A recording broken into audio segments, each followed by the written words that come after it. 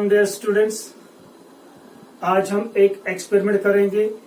इस एक्सपेरिमेंट में हम गैल्वेनोमीटर की रेजिस्टेंस मेजर करेंगे, उसका फिगर ऑफ मेजर करेंगे। ठीक है, तो as you know that there are number of methods जिससे हम रेजिस्टेंस मेजर कर सकते हैं, मगर जो मेथड हम यहाँ पे यूज करना है to measure the resistance of galvanometer उसको कहते हैं हॉफ रिफ्लेक्शन मेथड। तो हॉफ रिफ्लेक्शन मेथड से हमें गैल्वेनोमीटर की रेजिस्टेंस मेजर करनी है। ठीक है, तो रेजिस्टेंस मेजर करने के लिए हमारे पास रिलेशन होनी चाहिए।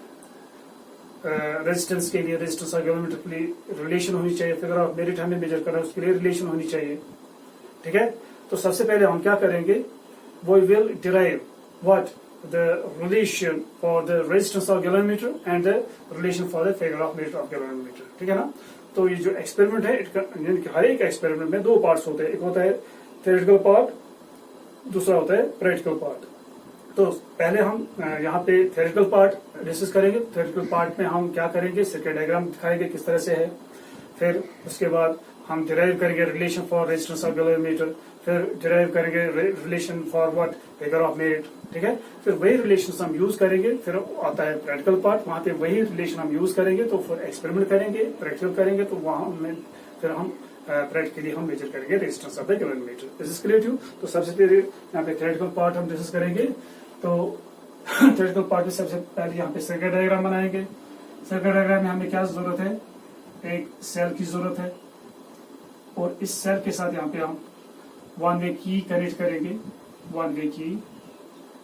तो यहाँ पे एक हाई रेंज का रेजिस्टेंस बॉक्स हम कनेक्ट करेंगे सीरीज में इसके साथ। हाई रेंज का, high value resistance box, high range का होना चाहिए। This is positive terminal, this negative terminal.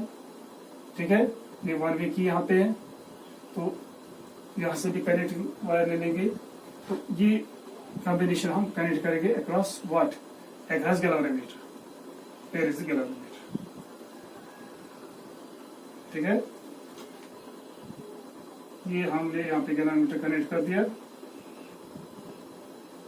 इस तरह से।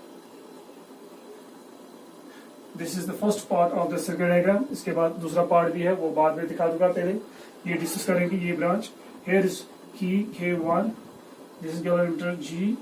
ठीक है, दिस रेजिस्टेंस, इसमें से हम रेजिस्टेंस इंट्रोड्यूस करेंगे, उसको हम रिप्रेजेंट करेंगे R से। This is clear, okay. तो सबसे पहले हम क्या करेंगे, we will introduce resistance from this resistance box. High value resistance वो होनी चाहिए तकरीबन 4000 ओम और 5000 ओम या 6000 ओम, ऐसी कुछ रेजिस्टेंस हम सबसे पहले इंट्रोड्यूस करेंगे, high value resistance from this resistance box.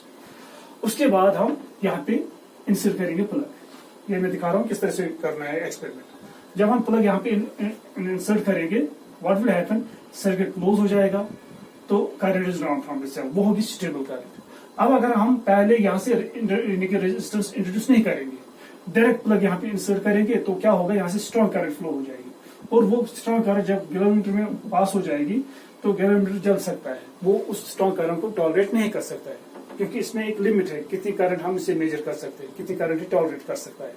There is a limit. ठीक है ना, और जो मैक्सिमम करंट से हम मेजर करते हैं that is represented by IG, for which galvanometer shows full scale deflection. ठीक है, तो उसको जो पॉइंटर होगा वो 38 डिवीजन पे होगा। वो होगा किस पे, 38 डिवीजन पे। आपको स्केल दिखा दूंगा, बीच में 0 होता है, फिर यहाँ पे लिखा होता है 10, फिर 20, फिर यहाँ पे होता है 30। इस तरह से यहाँ पे 10, 20, 30, बीच बीच में छोटे छोटे डिविजन्स, 10, यहाँ से भी 10 डिविजन्स, यहाँ से भी 10 डिविजन्स, यहाँ से भी इस तरह से। आपने गैल्वेनोमीटर देखा होगा, इससे पहले भी मैंने दिखा दिया, बहुत बार मैंने दिखा दिया, अभी मैं दोबारा दिखा दूंगा। ये गैल्वेनोमीटर है हमारे पास। ठीक है, इसी की रेजिस्टेंस हमें मेजर करनी है, फिगर ऑफ मेरिट मेजर करना है। तो ये देखिए बीच में जो है स्केल पे 0 लिखा है। जब करंट नहीं होगी तो पॉइंटर कहाँ पे होगा, 0 पे। तो on the right side there are 30 divisions, on the left side of the 0 there are equal number of divisions, 30 divisions. तो ये मैं दिखा रहा हूँ। ठीक है, ओके।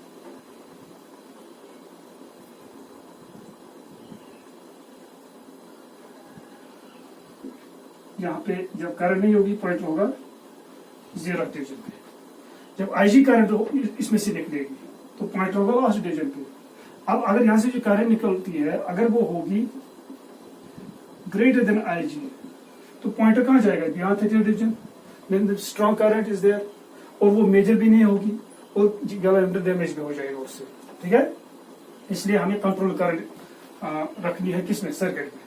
तो वो कैसे पॉसिबल है, तो सबसे पहले हम क्या करेंगे, गैलोमीटर को बचाने के लिए हम सबसे पहले यहाँ से हाई वैल्यू रेजिस्टेंस इंट्रोड्यूस करेंगे 4000 ओम 5000 ओम।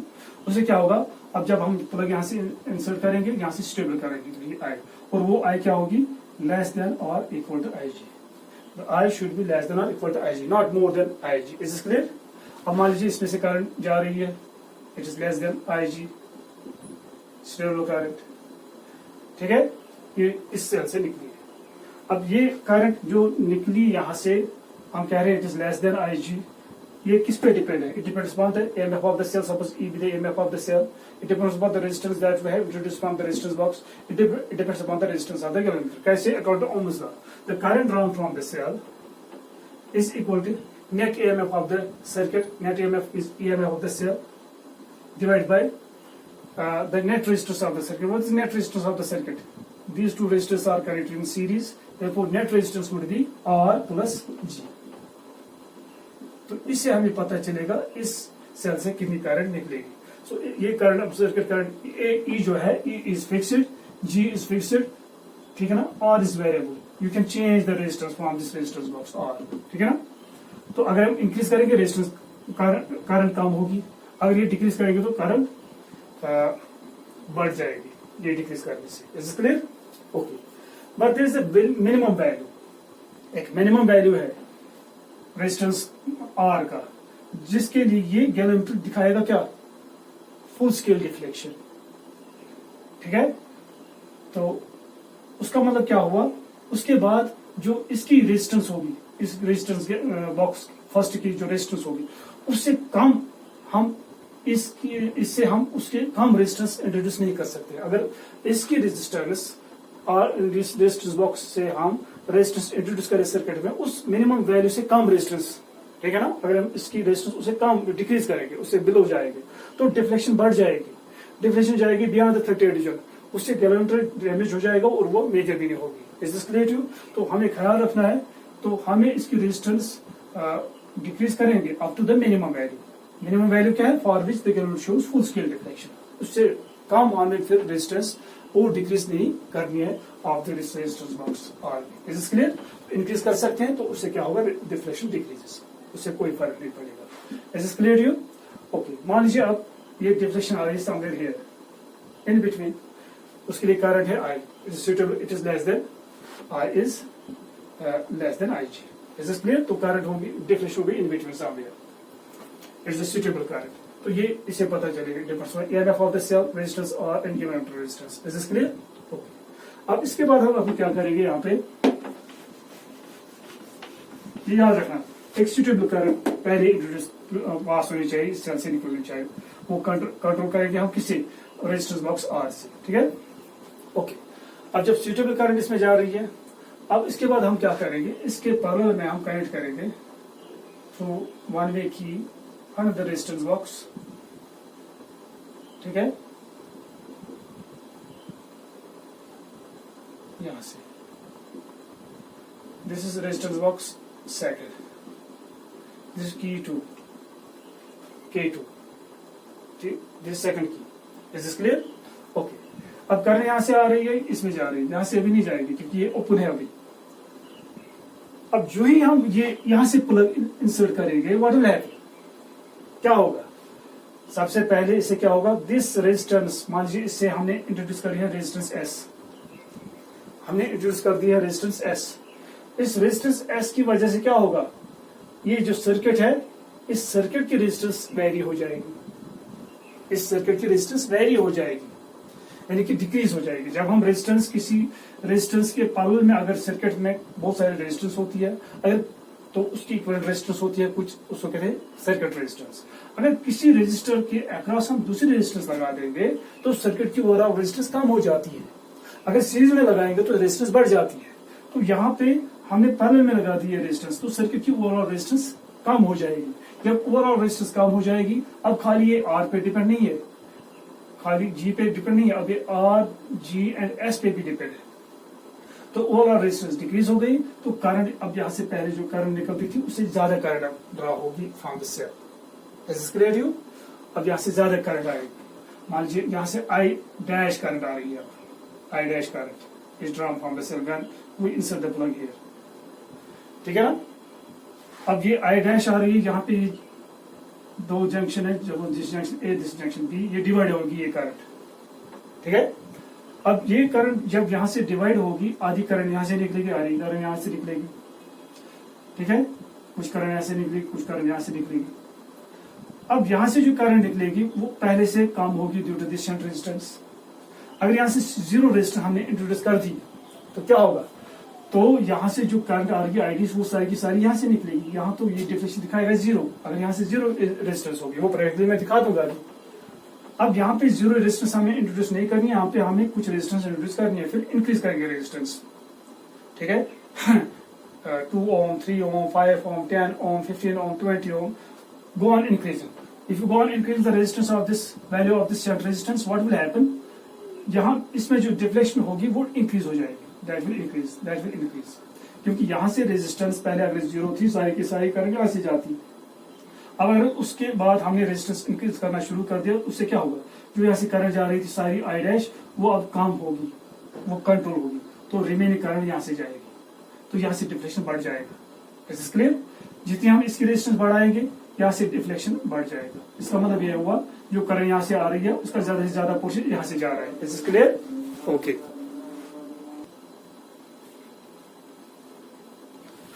ओके, अब जबकि यहां से मैंने बता दिया, अगर इसकी रेजिस्टेंस जीरो से बढ़ाएंगे धीरे धीरे, तो क्या होगा? यहाँ से डिफ्लेक्शन बढ़नी शुरू हो जाएगी, deflection will increase. Is clear? तो एक वैल्यू होगा इस शंट रेजिस्टेंस का, जहां पे ये गैलोमीटर दिखाएगा हाफ डिफ्लेक्शन।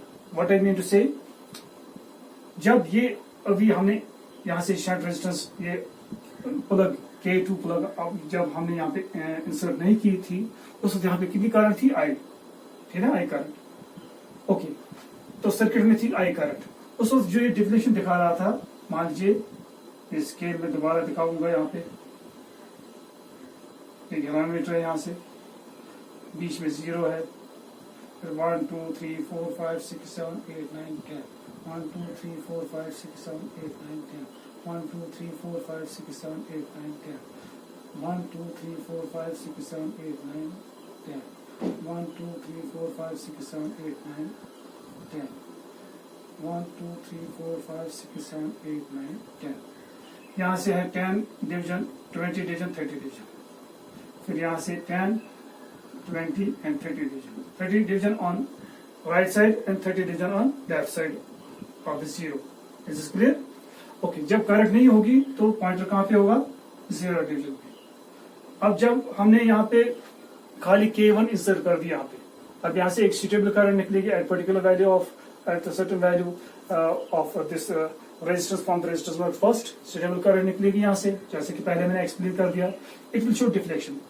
ये डिफ्लेक्शन दिखा सकता है ज्यादा से ज्यादा फुल स्केल डिफ्लेक्शन, कैसे काम, ठीक है? मान लीजिए फुल स्केल डिफ्लेक्शन हो, इतनी करंट निकल रही है, if I is equal to I G, तो फुल स्केल डिफ्लेक्शन दिखाएगा। अगर आई कम होगी आई जी से, उस डिफ्लेक्शन क्या होगी? इससे कम, ठीक है ना? मान लीजिए सामने रही है, यहाँ पे डिफ्लेक्शन है 26th डिवीजन पे, 26th डिवीजन पे मान लीजिए डिफ्लेक्शन है। Is this clear to you? अब हमें क्या कर रहे हैं, पहले 26th पे डिफ्लेक्शन थी वो नोट कर रहे हैं। 26th डिफ्लेक्शन हम थीटा से रिप्रेजेंट करते हैं, जब करंट पास होते kilometre it shows deflection and the deflection is represent by what? Theta. Theta is the deflection in divisions, वो हम नोट करेंगे in divisions. Theta is the deflection in divisions. Suppose theta is 26th division, तो pointer है 26, ये deflect हुआ through 26 divisions. Is this clear? तो pointer 26th division पे होगा। Is this clear to you? Okay, वो नोट करके रखना है। अब हमने ये नोट करके रख दिया। अब उसके बाद क्या कर रहे हैं? Insert the plug here in the second की K2।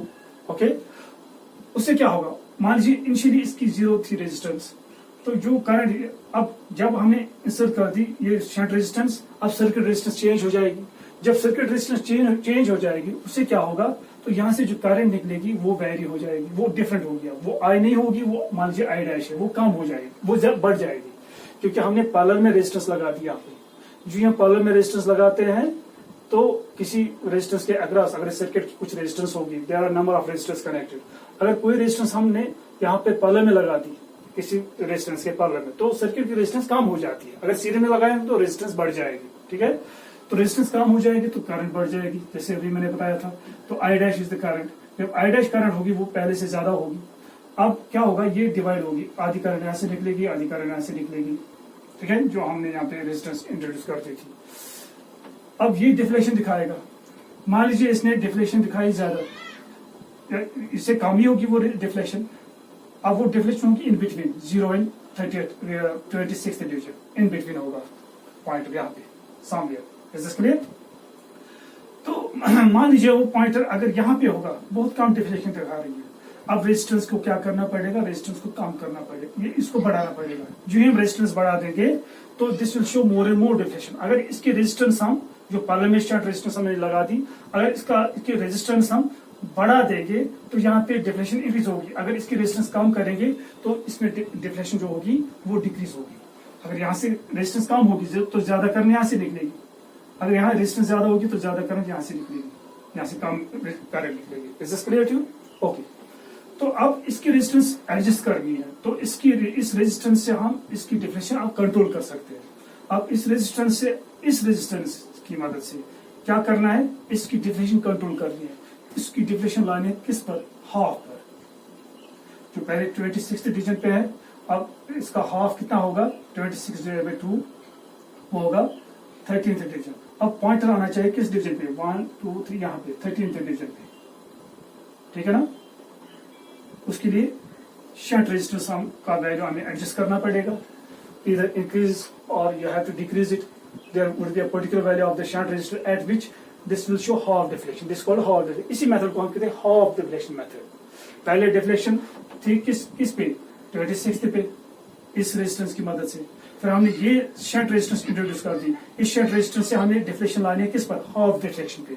इसका हाफ लेना है, ठीक है ना। पहले पॉइंट था 26th डिवीजन पे, अब आना चाहिए 13th डिवीजन पे। अगर पहले 30th डिवीजन पे होता तो फिर 15th डिवीजन पे लाना था, ठीक है ना। This can be controlled with the help of this shunt resistance. Suppose S is the resistance at which the galvanometer shows, for which the galvanometer shows full half scale deflection। क्या दिखा रहा है, half scale deflection। अब इसमें जो current होगी इस वक्त I, वो किसके बराबर होगी, वो होगी, अब हाफ डिफ्लेक्शन दिखा रहा है। ये पहले फुल स्केल डिफ्लेक्शन दिखा रहा था किसके लिए, I के लिए, जो पहले करंट थी, इस I के लिए दिखा रहा था फुल स्केल डिफ्लेक्शन। अब ये हाफ डिफ्लेक्शन दिखा रहा है, इसका मतलब है इसमें करंट कितनी होगी, I/2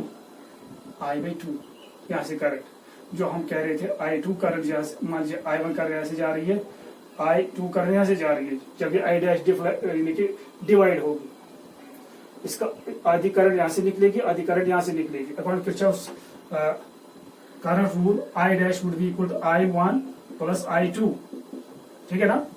अब ये I1 जो है यहाँ पे, इसको एडजस्ट कर सकते हैं, I1 I2 को एडजस्ट कर सकते हैं with the help of this shunt resistance, ठीक है। अब जब शंट रेजिस्टेंस हमने एडजस्ट कर दी, एक पर्टिकुलर वैल्यू पे रख दिया, तो यहाँ पे जो करंट ये दिखा रहा है उस वक्त हाफ डिफ्लेक्शन। जब इसमें हाफ डिफ्लेक्शन होगी उसका मतलब गैल्वेनोमीटर में जो करंट होगी उस वक्त वो इस I की हाफ होगी, I1 is equal I/2। Is this clear? Okay. Keep in number 2 at I1 is equal I/2। This would be at particular value of the shunt resistance. Is this clear to you? Particular value पे होगा। So S B this particular value. Is this clear to you? Okay. अब देखिए इसके बाद, अब जो A and B के दरमियान पोटेंशियल डिफरेंस होगा वो होगा अक्रॉस G, वही होगा अक्रॉस S। क्यों? Because S and G are connected parallel between two junctions A and B। जो G के अक्रॉस पोटेंशियल डिफरेंस होगा वही S के अक्रॉस भी होगा। तो यहाँ पे लिखेंगे suppose BG with potential difference across what, the galvanometer it would be equal to potential difference across what, this resistance, ठीक है, DS। Is this clear to you? अब देखिए, अगर इन दो रेजिस्टेंस को हटाकर एक ही रेजिस्टेंस लगाएंगे, इक्विवेलेंट रेजिस्टेंस, पहले इन दो की इक्विवेलेंट रेजिस्टेंस देखेंगे और इक्विवेलेंट, वो किसके बराबर होगा, reciprocal of the equivalent resistance in parallel combination is equal 1 by as you know that G plus 1 by S। तो यहाँ से इसको सिंप्लीफाई करने के बाद you will get GS divided by G plus S as you know. तो इन दोनों की जो इक्विवेलेंट रेजिस्टेंस होगी वो क्या होगी, GS divided by G plus S।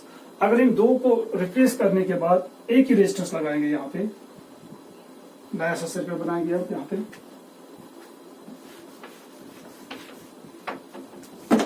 नया सर्किट इक्विवेलेंट सर्किट, ये रेजिस्टेंस ब्लॉक है यहाँ से RB फर्स्ट, ठीक है, यहाँ पे सेल है, फिर यहाँ से 1 वे की है, इसके बाद 1 वे की K1, यहाँ से गैलोमीटर लगा है,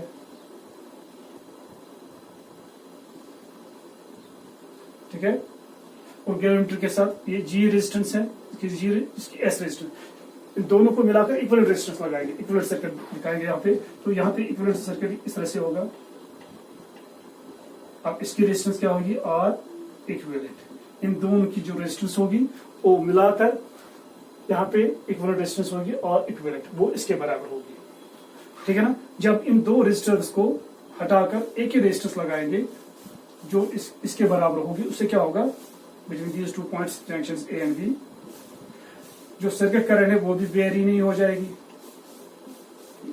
I डैश आ रही थी यहाँ से करंट, वही I dash current same flow हो जाएगी सर्किट में, क्लियर टू यू।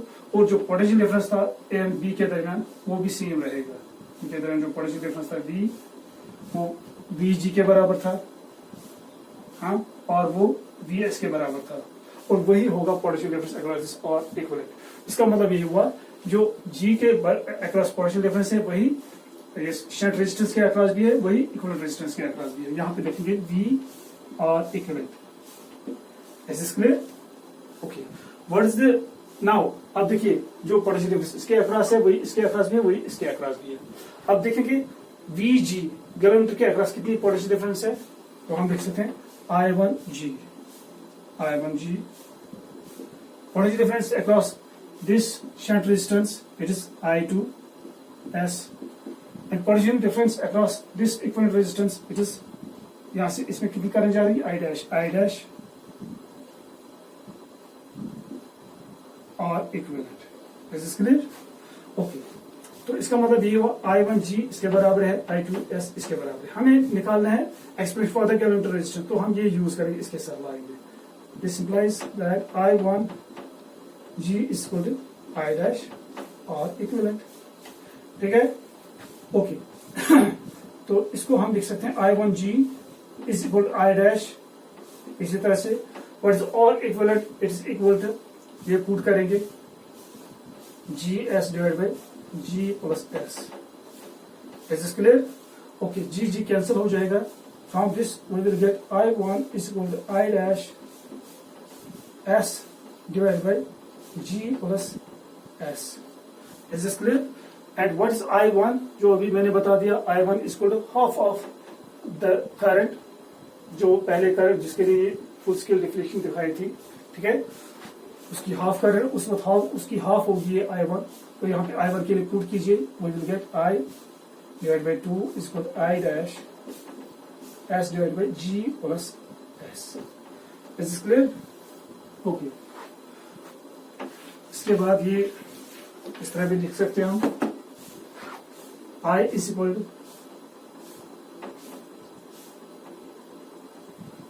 ये 2 यहां शिफ्ट हो जाएगा, 2 I dash S divide by G plus S।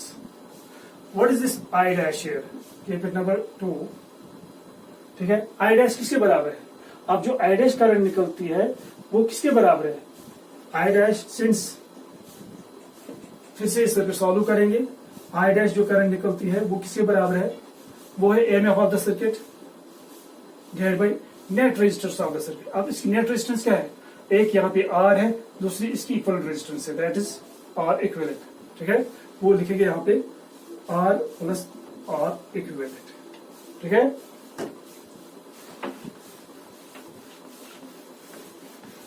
और for this R equivalent I dash is equal to EMF of the cell divided by R plus R equivalent इसके बराबर है GS divided by G plus S. Is this clear? Keep it number third. अब ये third and first second में put करेंगे. What will we get? I किसके बराबर है? We will get E divided by R plus G. I के लिए put किया, फिर 2 इस तरह से आएगा. यहाँ पे I डैश के लिए पुट करेंगे, ये is E divided by R plus GS divided by G plus S and into S divided by G plus S. Is this clear? Okay. अब इसको सिंप्लीफाई करना है, तो सिंप्लीफाई कैसे करेंगे? सिंप्लीफाई दिस, E और E यहां से कैंसिल हो जाएगा. You will get 1 by R plus G is equal, यहां से आएगा, ये कैंसिल हो गया, 2s डिवाइड बाय एलसीएम. यहां से देखिए क्या आएगा, नीचे आएगा G प्लस S, फिर G प्लस S इसके साथ मल्टीप्लाई करना है. ये बनेगा R G plus R S, ठीक है, प्लस आएगा GS इसके साथ divide by G plus S. ठीक है, ओके. ये यहां से आएगा, तो यहां से इंटू है इसके साथ S divide by G plus S. ये G प्लस S और ये G प्लस S कैंसिल हो जाएगा, ठीक है. And we will get 1 by R plus G is equal 2 into 2s. यहाँ पे आ रहा है, ये S दूसरा कौन सा है, ये खाली 2 है यहाँ पे, खाली 2, फिर S divide by G plus S. Okay, ये आएगा 2s, तो नीचे आ रहा है R G plus R S plus G S. ठीक है, और सिंप्लीफाई करते हैं. हमें अभी सिंप्लीफाई करना है G के लिए. ठीक है, मल्टीप्लाई कीजिए, यू विल गेट, यहां से आएगा 2s R plus 2s G is equal, मान से मल्टीप्लाई होगा इसके साथ, ये आएगा R G plus R S plus G S. और सिंप्लीफाई करना है, यहाँ से SR है, यहाँ से SR ये है. इसको जब यहाँ से लेफ्ट साइड ले जाएंगे, 2SR माइनस 1SR, ये बनेगा SR प्लस ये 2SG है, यहाँ पे भी SG एक है, ये लिफ्ट शिफ्ट करेंगे लेफ्ट साइड, ये बनेगा 1SG माइनस हो गई, फिर आएगा RG. Is this clear? इसमें भी G है, इसमें भी G है, इसको ले आएंगे one side, RG minus SG is equal to SR. G common निकलेगा, इसमें से आएगा R minus S into G is equal to SR. तो G निकलेगा SR डिवाइड बाई R, यहाँ पे लिखिए ऑर्डर में लिखिए RS भी लिख सकते हैं, SR के बदले RS divide by R minus S. This is expression for what? Galvanometer resistance. ठीक है, तो ये गैलोमीटर रेजिस्टेंस निकली है और S divide by R minus S. What is R? R is the resistance, जिसके लिए हमने पहले फुल स्केल डिफ्लेक्शन दिखाई थी, जिसपे मान लीजिए फुल स्केल डिफ्लेक्शन आ रही है. ठीक है ना, उसके बाद S वो शंट रेजिस्टेंस जिसपे उस R यानी कि फिर S रेजिस्टेंस वो शंट रेजिस्टेंस जिसपे हार्ट रेजिस्टेंस आती है. ठीक है, जब हम R एंड S का वैल्यू पुट करेंगे यहाँ पे, एंड वो will get the galvanometer resistance. ये हुई एक्सप्रेशन इसके लिए. ठीक है, ओके, याद रखना, the expression is RS divided by R minus S. अब इसके बाद एक्सप्रेशन है फिगर ऑफ मेरिट की. तो फिगर ऑफ मेरिट के लिए मान लीजिए हमें सिंपल सा सर्किट है, उसमें शंट रेजिस्टेंस की जरूरत नहीं है. सर्किट यही है, इस तरह से.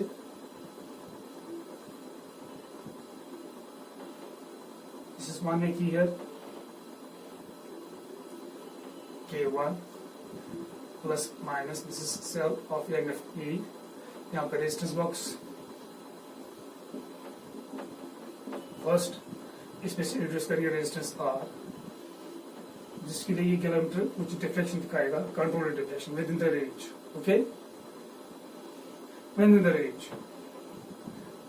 या मैक्सिमम डिफ्लेक्शन बी या उससे कम बी। इस गैलोमीटर हियर सपोज यहाँ से एक सुटेबल करंट ड्रा हो रही है फ्रॉम द सेल, जब हमने और रेजिस्टेंस इंट्रोड्यूस कर दी, ये आई क्या होगी, जैसे पहले मैंने बता दिया, लेस देन और इक्वल आई जी। आई जी के बराबर हो अगर होगी दिस स्पेशल, उस वक्त ही दिखाएगा फुल स्केल डिफ्लेक्शन, अगर इससे कम तो उससे कम डिफ्लेक्शन दिखाएगा। अब वहां से आई डिफ्लेक्शन दिखा रहा है, ठीक है ना, इस तरह से स्केल है, यहाँ पे 0 के 1 2 3 4 5 6 7 8 9 10 1 2 3 4 5 6 7 8 9 10 1 2 3 4 5 6 7 8 9 10 10 20 एंड 30, ठीक है। हम पॉइंटर 30 डिवीजन पे भी एडजस्ट कर सकते हैं, इससे कम भी एडजस्ट कर सकते हैं, डजंट डिपेंड्स ऑन यू। मान लीजिए 30 डिवीजन पे, ठीक है। ओके, अब 30 डिवीजन पे है, अब ये डिफ्लेक्शन इसमें ये दिखा है कुछ डिफ्लेक्शन वो थीटा से रिप्रेजेंट करते हैं। Theta is deflection produced by galvanometer in divisions, in this case theta is 30 in divisions, not degree, it is 30 divisions, not in degree. So theta is 30 divisions. ये 30, ये इससे कम भी हो सकता है, अगर पॉइंटर होगा 20 डिवीजन पे तो थीटा होगा उसको 20। Is this clear? अब आपकी मर्जी है, इस वैल्यू भी दे सकते हैं, इस डिफरेंट वैल्यूज पे भी दे सकते हैं, ठीक है ना। अब एक वैल्यू के लिए दिखाएंगे, चलिए 30 डिवीजन पे दिखाएंगे, ठीक है ना। Okay, theta is a deflection, as you know that current through the galvanometer depends directly on what, deflection the galvanometer. जितनी डिफ्लेक्शन ज्यादा होगी उतनी करंट भी ज्यादा होगी, और we can write as I is equal to K theta. What is K? K is constant of proportionality, and this constant of proportionality is called I by theta. ठीक है?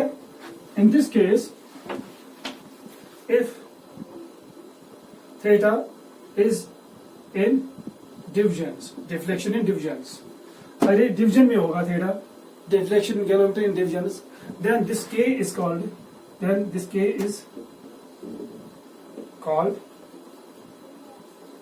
figure of merit। इसको हम उस वक्त figure of merit कहेंगे, इसके लिए याद रखना। अगर थीटा डिवीजन में होगा तब हम इसको फिगर ऑफ मेरिट कहेंगे। I is the current and theta is corresponding deflection. इसमें करंट प्रोड्यूस हुई होगी, वो करंट किसके बराबर होगी, वो पहले उसके लिए एक्सप्रेशन हमने बताई थी, that is equal to what, EMF net circuit resistance. What is the resistance? Net resistance R plus G. Is this clear? ये है करंट, तो इस कॉरस्पॉन्डिंग डिफ्लेक्शन होगी theta.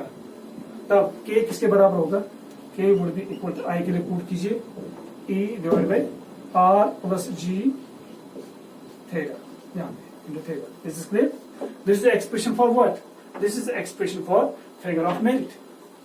So figure of merit means amount of current required to produce deflection through one division। अगर 0 division पे pointer है, अब ये पॉइंटर होना चाहिए किस पे, फर्स्ट डिवीजन पे। जब ये फर्स्ट डिवीजन पे होगा उस वक्त, ठीक है ना, थीटा का वैल्यू क्या है, 1 डिवीजन, तो उस वक्त कितनी करंट होगी galvanometer, that current is called what, figure of merit. So figure of current means the amount of current required to produce deflection the galvanometer through one division deflection the galvanometer. Is this clear?